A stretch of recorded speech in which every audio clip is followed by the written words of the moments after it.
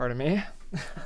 I didn't realize when you'd be coming back this weekend because I watched quali from F1, which I guess we'll talk about first here. Yep. I watched quali Saturday morning before work, and we were talking about it in our F1 group chat we got with a couple buddies, and you were commenting in there, and I was thinking, oh, I wonder if Ian's going to be back before the race, and there you were later that day. Yeah, so I was watching quali in the car, like on the way. Oh, yeah, I bet. Yeah, my sister was driving, so I was streaming it.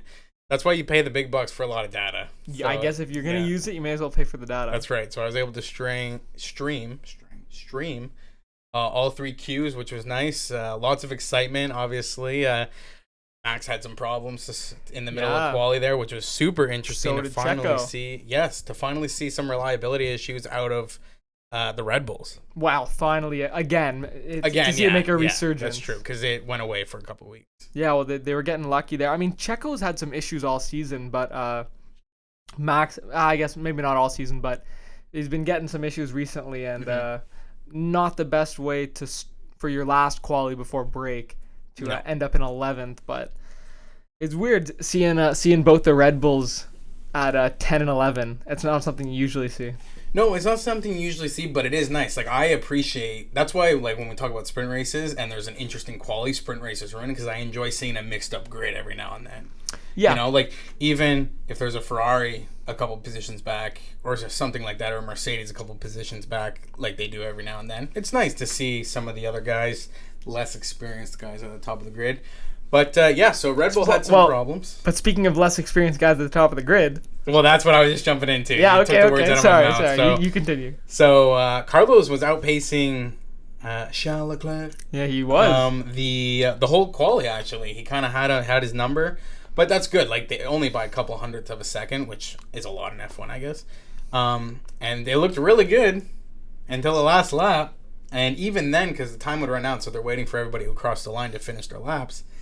And it looked like Carlos Sainz was going to be on pole. 1-2. We're going to get a Ferrari 1-2. It looked like that's what we were going to get. Front and then row. Out of nowhere, there goes George Russell. And he fucking destroyed Carlos Sainz in that quali, and he ends up putting himself on pole. Mr. Saturday. I guess. That's pretty cool. Well, I thought... Can you call yourself with only a couple years... Well, but he's always been good on these like quali days, especially back in even in his Williams days. But it was shaping out to be a Ferrari 1-2 weekend. Yeah. After seeing that, I was like, okay, George at the top of the grid, but it's not like he's gonna hang on to that for the whole race, especially with all these with the Ferraris behind him. So a lot of people were thinking, including I think everyone in our predictions pool.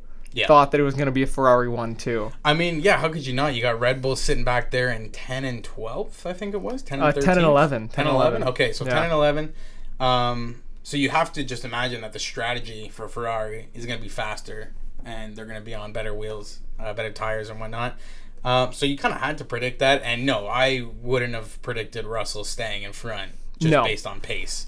No. So, that was that. And Lando was in the top 5 as well as quali, which I'm always happy to see a good performance by Lando. Love me some Lando. And then Alpine 5 and 6, always fun to see because they've been very consistent in this later half. I don't even know how to say it, like second quarter. Yeah. Of the season. Yeah, second around quarter. the mid part of the season. They've been super consistent, very fast, making good decisions. Smart strategies. Well, we got more to talk about them later. Yes, we do. So why don't we get into race day? Yeah, really good race. Like, very entertaining. I was locked on the screen the whole time. Well, come on. Do we get to the obvious? Well, okay, here's the thing. So the race starts, and Max flies at the takeoff. So I just wanted to get that out of the way. From 10th. From 10th. I think he jumped to 7th or something like that after the first couple turns, and I was like, wow, that's quick. And that's a hard track to pass on. Not a lot of overtaking on that track. So that was interesting to see. And then Perez obviously made some good moves going up to it. And, we can get to the obvious now. I just wanted to set the mood. I know. It's like... George held on to the lead at the start there for a bit. I think like 20-something laps. I couldn't tell you. Yeah. The races are so early here. Like, it's just kind of a blur. Like, I'm drinking my coffee and like there they go. It's like 8 a.m. Okay. And like right before the race, I'm trying to figure out what my picks are gonna be. I'm like half dead trying to figure it out. But Yeah, I think George led for a while there, but then the Ferraris making up time, and basically it ended up with Charles with a pretty safe lead going on in the race. Little bit of rain coming down, nothing too crazy. No, enough to make everybody think about it. Maybe think a little too hard because they threw the game. Yeah, Ferrari threw the game. This was interesting. So Sainz was in front, and they didn't want to do a regular switch off with Carlo and Chow, which is fine. So they put Carlo in the pits first, put him on new tires, get him out there first. Chow takes the lead by a little bit, and then they do Chow's pit first. But in the Carlo pit, it looked like they called a fake pit stop. Like, I don't know if you heard anything about that, but it kind of looked like that was a little bit of a decoy for Russell, because they called box, and they didn't, and then Russell went right behind him. Yeah, that's right. It was a little bit of a trick off for them. And then Carlo put it the next lap. A lap continues. Then Shell took another lap after that, and he took a pit. And, man, I think it was a collective jaw-dropping moment for the F1 community when the white tires came out. I specifically remember you were like, what are they doing? Yeah. Why are they putting them on hards? What is happening? Yeah, because he went... You stood up. I did. I got off... He pulled into the pit, and the tire comes out, and you see the tire man throw up the tire, bring it over, and you see that white band.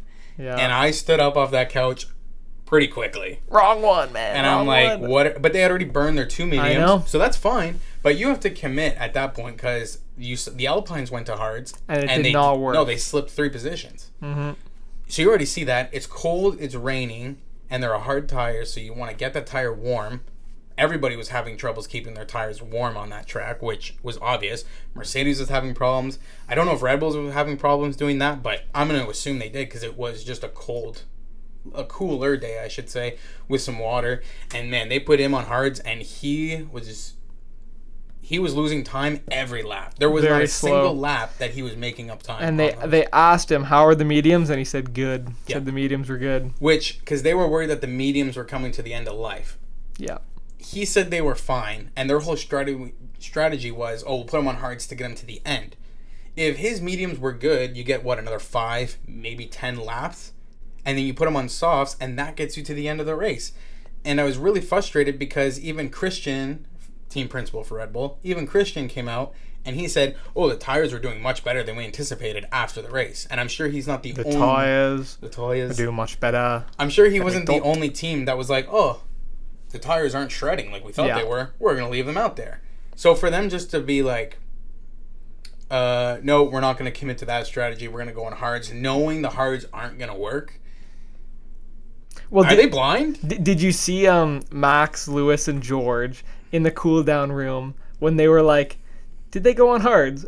Yeah, and they all laughed. They all laughed at Ferrari. They're laughing at him. They're laughing at Ferrari. They're laughing at the company. But and the worst, I think, and then you saw Mario Benito. Yes. Benedito. You saw him walk away, and it was like, where's this guy going? And I don't know where he went. I didn't read about it. I didn't listen to anything. Busy day today. I was like, I'm still curious where that guy went for those couple laps after that. I think he made that decision. I remember hearing it, but I don't remember. I don't think it was anything that crazy. Well, I hope he went to I'd hope it was something important. No, I hope he thought about his life, reflected. He just went into the woods for a walk or something. And called his mother. That was just unacceptable for them to lose like that again. Carlo didn't have great pace, but again, it came down to strategy. Yep. And again, I'll use this term, they handed Red Bull an easy victory. I shouldn't say easy because they were still competing with Mercedes to a degree. Well, I wouldn't say that they handed Red Bull a victory, but they handed their victory away. Yeah, that's a better way of saying it. Because Max had to come up from 10th, and Max, let's say, that was a fantastic drive. Yeah, Max had a great drive coming back from the front, and their strategy was killer. They just amazing. They just are. And it was consistent, and they had a couple problems throughout the race, and they were able to fix it without panicking, going through the race, using Max, their driver, to do the controls. Yeah. It was just, that was what team effort, I feel like, is supposed to look like. Yeah. And it's just super frustrating. And then after the race, I think what got me more upset was, again, they stuck by their decision. And instead of That's saying, annoying. We made a mistake and it cost us the race, it's, oh, we'll do a debrief, but I think it's just pace and it wasn't really a tire situation and we made the right. Go away. Like, you need to start admitting that you're making team mistakes. Like, Charles last week, he spun himself out in the corner. And he got mad at first, and then he did his press conference after, and he goes, yeah, I made a mistake. That's on me. I can't afford to be doing that. If I want to be a championship driver, that's my fault. I'll be better. Why can't the team do that? Yeah, we messed up our drivers. We did not do them good, and it cost them the race. So, at the end of the day, I think it was Charles in fifth? Sixth? Yeah. And, Carlos in fourth. Yep. Yeah, Carlos in fourth, Charles in sixth. And just overall disappointment if you're a Ferrari fan. Yeah, and then there was the 2 Mercedes on the podium with Max. Consistent team. Hamilton and Max have, I think, the second most 1 and 2s of all time. Mm-hmm. Something like that. I read that stat online today. But like some great competition between the two of them. Mercedes showing out. Yep. George Russell never giving up. I mean, as much as you talk smack on the Duchess of Cambridge, George Russell. The Duchess. That team is just consistent, and they don't have to be faster because, again, they wait for teams to mess up. And they have they have a good head on themselves. Obviously, Lewis Hamilton is a great driver. Yeah. And they were able to get on the podium again. And I think that if we're making a prediction for the second half of the season, I think they pass Ferrari in the drivers. I mean, if Ferrari... Not the drivers, constructors. Yeah, the constructors. If Ferrari keeps this pace up of just shooting themselves in the left foot at the beginning of the race and then they shoot themselves on the right foot at the end of the race, they're not going to have anything to hold on to. It doesn't matter how fast your Saturday is. You got to... Yeah, exactly. Yeah. And it doesn't matter. You fix your reliability issue. If you do in the second half of the season, great. Guess what? You still need to put a strategy together. Yeah. You still need to do clean pit stops, which they didn't do on Carlos. They still had a little bit of a fluff on the pit stop. Charles' pit stops, I think, were okay, but they're still getting out pit stopped. I don't know what the word would be for that. Out pitted by Red Bull by almost a full second and a half or something like that. So that's not acceptable either. And if I'm making a prediction, whether this is second half of this season or next season, there's going to be a staffing change in Ferrari. Whoever their strategist is, like, you can't perform that bad at your job. Yep, that'll be something to watch for sure. Yeah. I mean, I think that they'd wait till the end of the season for anything like that, but that's something to watch. What do you think some teams need to work on for the second half of the season? So I think what was really clear for McLaren was that they got a guy. The Lando is a guy. He's a dude, right? Like I think that was pretty evident because he qualied in 5th. And he did really well, really consistent through the race, not really many mistakes, if any, and he still slipped. He didn't have pace to pass anybody. He defended. No, I just mean in general. Sorry. Pretty well. Like in general? Like for the second half of the season. Well, I think McLaren needs an upgrade package if they think Lando can actually pull something off. I think that's number one. Yeah. I don't know what Haas needs to do. I don't know if it's a driving problem or an upgrade package problem, but they were extremely disappointing this last weekend. Yeah, especially after having a couple of good weekends in a row. They got to figure out what is bringing them success and focus on that, I guess. I mean, that's a winning strategy right there. That's a winning strategy. Yeah. Find what's good and keep doing it. Yeah, so I thought that was super disappointing. I think those teams that are fighting for that 5th and 6th position just have to be more consistent. Like, they got to find what is working. Like, do you think Aston Martin is a 6th place car right now, or do you think they're a 9th place car? I think they're a 9th place car. Okay, so do I. Just because they're not consistent. Like, consistency, I think, is going to be the storyline of this second half of the season. Well, we'll see. Because if Red Bull stays consistent, they can just hold on.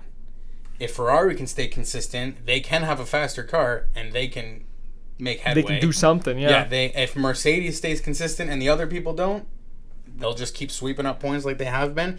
And I think it's that for everybody. And then just these mid-pack teams, their cars they got good drivers to a point. Alpine has got to get on the podium second half of the season. They have to. Yeah. Well, I think so. We can't just have 3 teams and Lando on the podium the whole season. Come on. I mean, we can't just have Mercedes won 8 years in a row, 7 years in a row. This is coming from a new F1 fan, so maybe I don't know. Maybe we can have that. We can have less. Who knows? So I think that's an interesting segue, though. Yep. Alpine to the breaking news. Oh man, breaking news that we got. Well, how did this start? Sebastian Vettel retires. Vettel retires mid last week. 4-time world champ with Red Bull. Mm-hmm. Sebastian Vettel, great personality, great dude. He retires. He retired because he's driving for Aston Martin and he couldn't go anywhere, I think. Yeah, we would think that maybe if he was on a faster, more competitive car, he might have stayed in the sport for a bit longer. Yeah. He's not that old. I mean, he's not as old as Alonso, that is who true. we'll be talking about. But when you got 4 titles. But exactly. So he leaves. That means that there's going to be a spot opening up next year on Aston Martin's team. Yep. You know, some discussion comes out, you know, who's going to be filling in that spot. And I think it's 5 days later, maybe 6 days later, and we get the announcement from 2-time world champion Fernando Alonso that he's going to be going to Aston Martin, moving down the order. That doesn't make to me, that doesn't make sense. He has said multiple times that he wants to be in a car, be in F1, so he can compete to win races. My brother in Christ, you have gone to Aston Martin. When you, like we just talked about, Alpine's that 5 and 6 team. They're the cars. Alpine, they're the cars. Good. They're fighting. They're quick. in it. They're driving well. I will say that for Alpine, even though Esteban Ocon, who I'm a big fan of Esteban, he has maybe been the more consistent driver, yes, and definitely has more points than Alonso, but Alonso's had the more impressive performances in that car. So it's kind of weird that he's getting these bursts of success where he could, if the cars maybe built better to his like, I don't know, like skill set, if it's more tailor-made for him, maybe he'll be finding even more success next season with Alpine, because he's getting things like he was front of the grid in Canada. Yep. He had a great quali in Australia.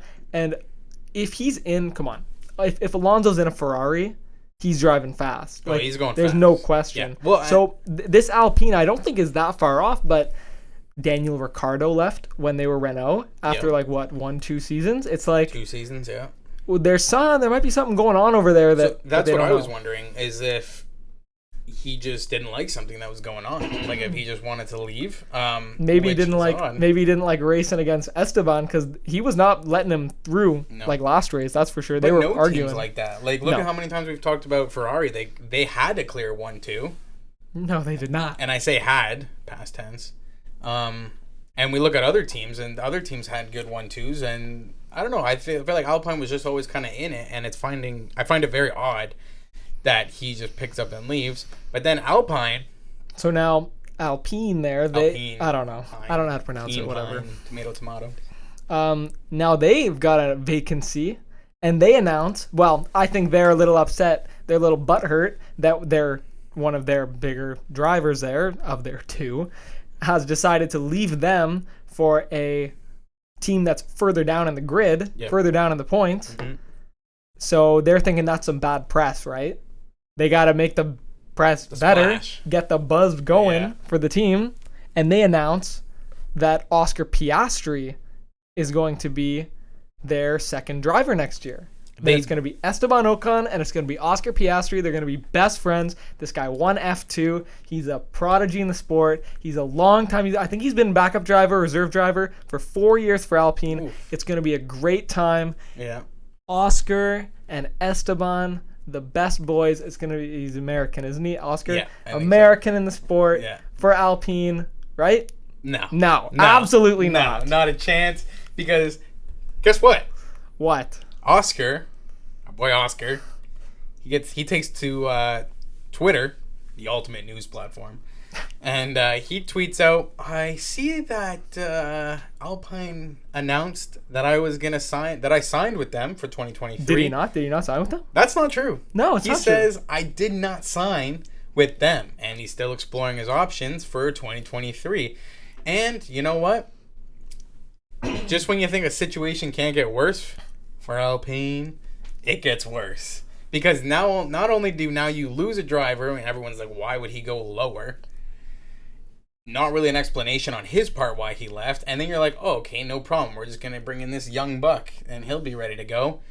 And he goes, whoa, I don't want to. I never said I was racing with you guys. He even specifically said in that tweet, I will not be driving for Alpine next season. Oh, he did say that at the bottom of the tweet? Yeah. He finished it by saying, I will not be driving for Alpine next year. So, this is for any sport. Like, we saw this a couple times last year in the NFL with some retirements, Tom Brady coming out of retirement. We saw a couple of stories break that weren't necessarily true, and then people had to go back and forth and say, whoa.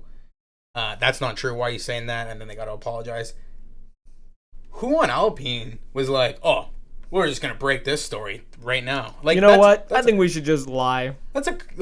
He didn't sign the paper. There's no, gray area. Like, it's either he did or didn't sign the paper. There's no, what they should have done was, if they wanted to, spin the buzz and at least get people talking about him, they could have just been like, we're in discussion. Or say, who do you guys want to see as our driver next year? Question mark. Something kind of to just fill the dead air of why did he leave? Why did Alonso leave? Oh my God, is something going on?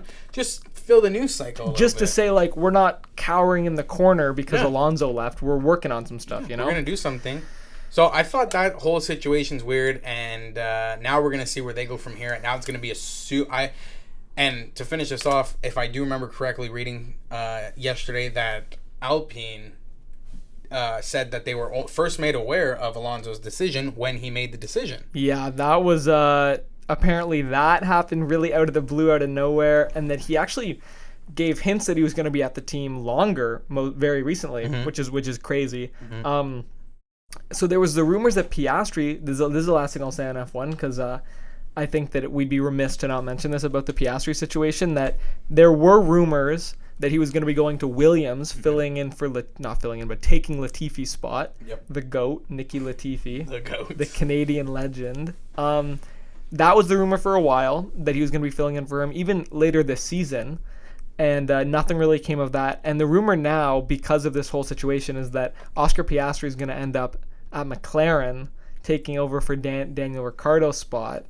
And I don't think that's too bad. No. I mean, that leaves a pretty big, then the question is, what's going to happen with Alpine? And I think Alpine's a great spot for Ricciardo.